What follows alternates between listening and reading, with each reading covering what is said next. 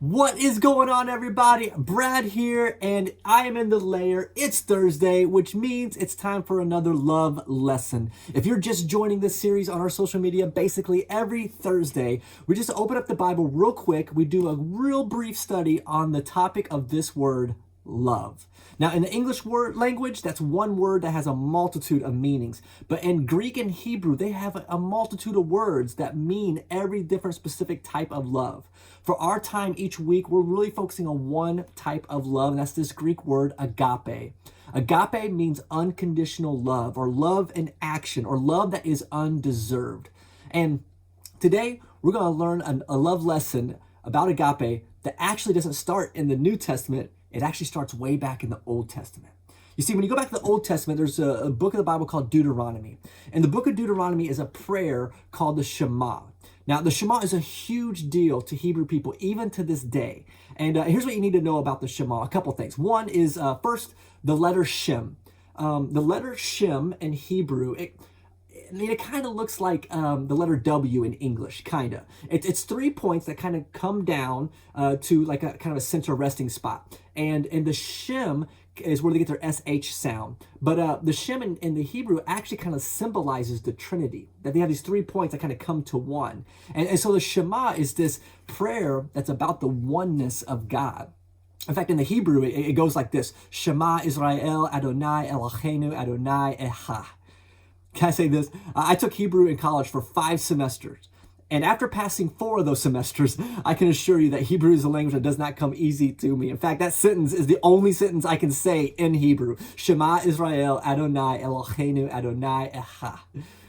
But in English, this is what the Shema is. You can see it in Deuteronomy chapter 6, verses 4 and 5. It says this: Hear, O Israel, the Lord our God, the Lord is one. So love the Lord your God with all your heart, with all your soul, and with all of your strength. That's the Shema. That God is one, and so that we are to love him with all our heart, soul, and strength. Now, why are we learning about that if we're talking about agape? Well, here's the thing. Centuries later, in Luke chapter 10, verse 27, Jesus is asked, what is the greatest commandment?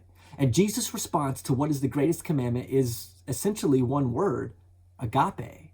He says the greatest commandment is this. You can read it yourself in Luke chapter 10, verse 27. He says the greatest commandment is to love the Lord your God with all your heart, with all your soul, with all your mind, and with all your strength. So Jesus adds mind in there as well, but he keeps the same energy as the Shema. But then Jesus adds one more lesson. He says, and to love your neighbor as yourself. So here's the challenge today. If we want to live out the Shema, of course, how can we love God with all of our heart, soul, mind, and strength? Let's think about that today and do something that's fruitful in that area. But here's the real challenge that Jesus gave us in the New Covenant and the New Testament right here in the year 2022. The challenge is this: how can you love your neighbor as yourself? Seriously, if you're watching this video right now, what is something you could do today to love your neighbor?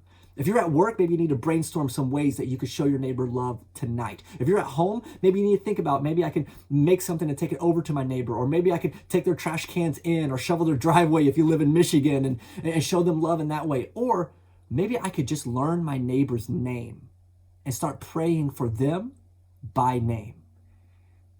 God uses these things to grow his kingdom, and I bet he could use you to spread love this week right where you live. So let's do that. Let's be a people of agape.